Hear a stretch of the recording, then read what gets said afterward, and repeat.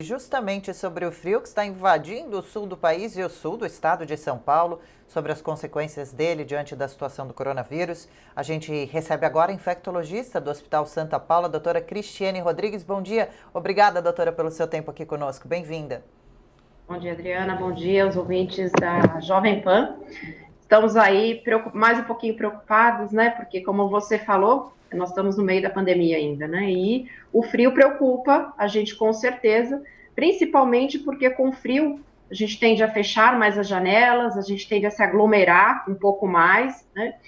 O transporte público acaba fechando um pouco mais os vidros dos ônibus, né? Isso faz com que tenha uma circulação maior aí em ambientes mais fechados. Isso pode sim acarretar um aumento no número de casos. Por isso a importância, nesse momento, de manter a vigilância, principalmente o uso contínuo das máscaras, né, a higiene das mãos, evitar os horários de pico para que a gente não tenha esse aumento do número de casos aí, já que nós estamos aí numa curva mais estável, até pensando em abrir um pouco mais o comércio, aumentar o número de horas do comércio. Então, isso é importante nessa fase, final de semana, que a gente realmente só saia de casa se tiver necessidade. Claro. Doutora, vamos falar mais sim sobre essa relação do frio e do coronavírus, mas antes gostaria de perguntar para entender bem do comecinho, esse frio mais intenso pode trazer para as pessoas o risco de adquirirem também quais doenças típicas do clima? Lembrar que todos esses quadros respiratórios, né, que a gente tem infeccioso, a gente precisa de um agente infeccioso. Essa lenda, né, de que a nossa mãe sempre fala de pequena, você vai pegar um frio e vai ter gripe, vai ter resfriado. Lembrar que gripe e resfriado são causados por vírus. Então, para a gente pegar uma gripe ou um resfriado, a gente tem que ter o contato com o vírus. Por isso, essa relação dos ambientes fechados, de repente tem uma pessoa infectada e essa pessoa vai poder infectar várias pessoas.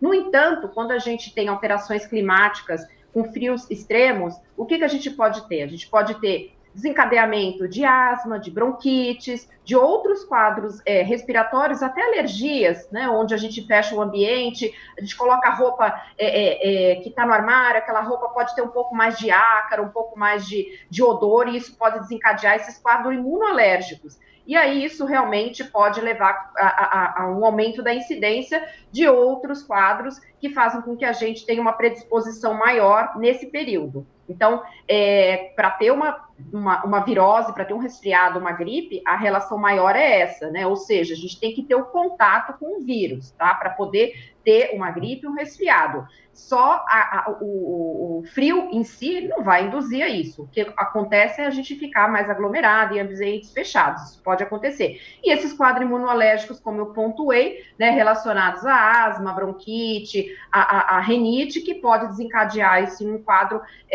imunológico, e isso faz com que a gente tenha uma predisposição maior. Então, com o frio muito extremo, o que a gente pode ter também, né? A gente pode ter a nossa mucosa da árvore brônquica, ela tem cílios pequenininhos que fazem com que a gente jogue os agentes etiológicos, jogue secreções para fora. O frio muito extremo, ele paralisa um pouco esses cílios, então eles não conseguem fazer essa defesa da melhor maneira possível. Então isso também pode estar associado, mas é por um período mais prolongado, ele precisa de um pouquinho mais de um evento mais prolongado e mais exuberante, mais robusto para que isso aconteça. Perfeito. Pessoas que já têm certas doenças pré-existentes, como a senhora citava agora há pouco, rinite, sinusite, asma, são um grupo de maior preocupação nesse momento? Sim, principalmente sim. Vamos lembrar que essa população, ela pode fazer uso contínuo de alguns medicamentos, como corticoides, né, mesmo que seja inalatório, tópico, e isso pode predispor a infecções um pouco mais graves, né? Então, nesse momento, de novo, né, que as pessoas se mantenham em casa, que as pessoas façam tratamento em casa, direcionado pelo seu médico, pela assistência que é prestada normalmente.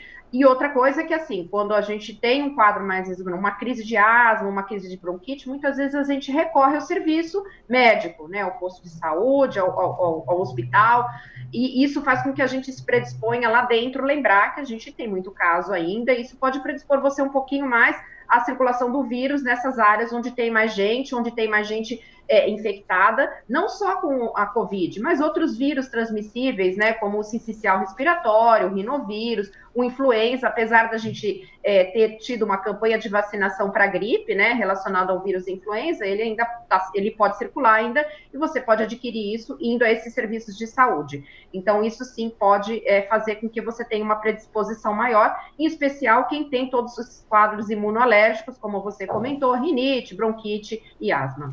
Ok, e doutora, a pessoa que não pode deixar de sair de casa, que trabalha e foi pega de surpresa, acabou passando pela chuva, por vento, sentiu frio, saiu desagasalhada, quando ela chega em casa, ela pode fazer alguma coisa para tentar recuperar esse quadro? Aquela história de tomar um banho quente, comer um alimento quentinho, uma sopa, tomar um chocolate quente, essas coisas ajudam, são lenda, a história é só prevenir mesmo que funciona? A história é prevenir. Quando chegar em casa, né, sempre agora, principalmente agora, né, em tomar um banho quente, se agasalhar, manter as medidas de equilíbrio dentro de casa, né, ou seja, se alimentar, descansar, isso para todo mundo, independente. Claro que você não vai chegar da rua todo molhado e vai dormir, né, então você troca a roupa, se alimenta, faça aquilo com equilíbrio. Se você tem muita diferença, você chegar molhado, você se troca e tomar uma sopa quente ou tomar um iogurte com granola? Não, você vai fazer aquilo que é equilíbrio para o seu organismo que você está acostumado. Se tiver fome, vai comer normal. Não tem algo que faça muita diferença, tá? Então, se você tem uma asma, bronquite, vê se está compensado, vê se os medicamentos estão adequados, né? Para poder manter esse equilíbrio dentro de casa. É outra coisa, de novo, lembrar das roupas de cama, lembrar das roupas que a gente tira do armário, né, porque tá frio, e elas estavam lá aglomeradas, de lavar essas roupas, retirar o odor delas, que muitas vezes ficam com aquele cheiro mais de roupa guardada, né, que pode ter acúmulo de ácaros, e isso vai desencadear um processo alérgico, que muitas vezes vai fazer você aumentar o teu corticóide que você faz uso ou não em épocas de crise, e até procurar o serviço de saúde quando está mais descompensado, para poder compensar o quadro. Então, isso é super importante nesse momento. Tá certo. E como estão as recomendações agora com relação a procurar atendimento médico, um hospital em situação de gripe e resfriado? Espera se agravar um pouquinho? Tem gente que fica preocupado de ir ao hospital e acabar contraindo coronavírus por lá, mas também está na dúvida se está só gripado ou se pode ser a Covid-19. O quanto se espera e o quanto parte para procurar um médico presencialmente? Então, de novo, mantendo o que a gente sempre fez, ou seja, você está com quadro gripal, nariz escorrendo, um mal-estar, uma coisa leve, não tem por que sair de novo correndo para dentro do pronto-socorro, tá? A gente tem visto um aumento atualmente do número de internações, por quê? Porque os hospitais em São Paulo, eles estão, e no Brasil em geral, onde já está numa fase de retomada de cirurgias, de internações, de pacientes que precisam fazer quimioterapia. Os hospitais já estão enchendo de novo, eles estão com o número de leitos mais restritos a outras patologias. Nós não podemos esquecer que existem outras doenças, e nesse período a gente evitou, né, porque os hospitais, a gente preparou os hospitais para receber a Covid, e nós fizemos isso principalmente nos grandes hospitais, nos grandes municípios, estados do Brasil, nós fizemos isso de uma forma adequada.